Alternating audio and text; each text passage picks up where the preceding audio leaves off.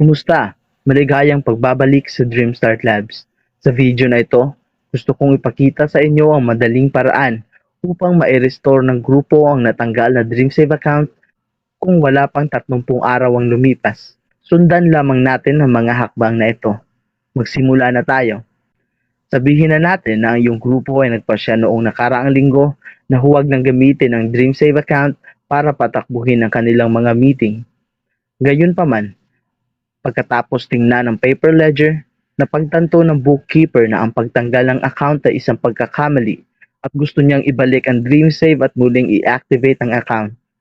Dahil ang account ay natanggal sa wala pang 30 araw ang nakalipas, ang pagre-restore ng account ay madaling gawin sa mga paraan na ito. Ang pangunahing paraan upang ma-restore ang natanggal na account ay sa pamamagitan ng pag-click sa pindutang ibalik ang natanggal na account. Makikita natin ito sa pinakamababang bahagi ng screen. Mag-scroll tayo sa ibaba.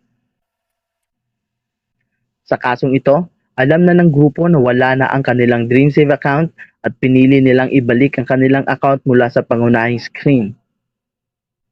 Bago natin simulan, siguraduhin natin na tayo ay nakakonekta sa isang malakas at stable na internet connection para gawin ito.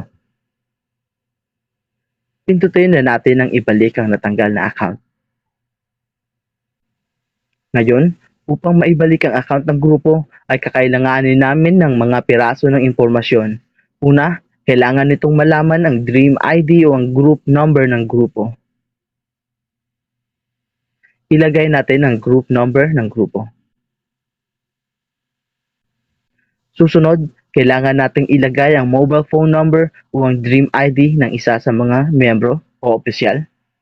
Ilagay natin ito. Ngayon, kakailanganin ng app na tiyakin na ang taong nagre-restore ng account ay talagang miyembro ng grupo.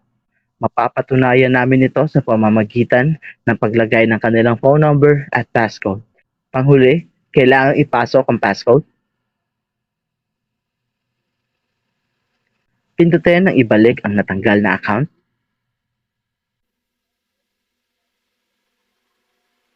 Matagumpay nating naibalik ang DreamSave account. Magpapadala ito ng mga SMS sa mga miyembro. Pindutin ang tapos na. Kakailanganin ninyong maghintay para sa mga SMS upang ipaalam sa inyo na ang account ay naibalik na. Subukan natin mag-login.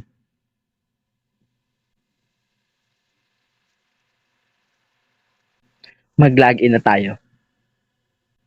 Mag-login tayo gamit ang mga Dream ID ng miyembro.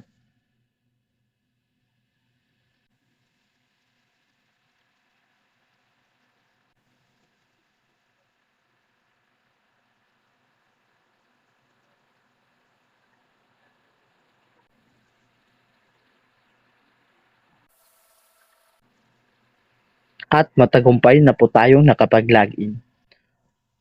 Umaasa ako na ang tutorial na ito ay naging kapaki-pakinabang sa inyo. Kung meron pa kayong mga katanungan at pagkalito, makipag-ugnayan lamang sa lokal na customer service representative sa higit pang impormasyon. Maraming salamat sa panonood.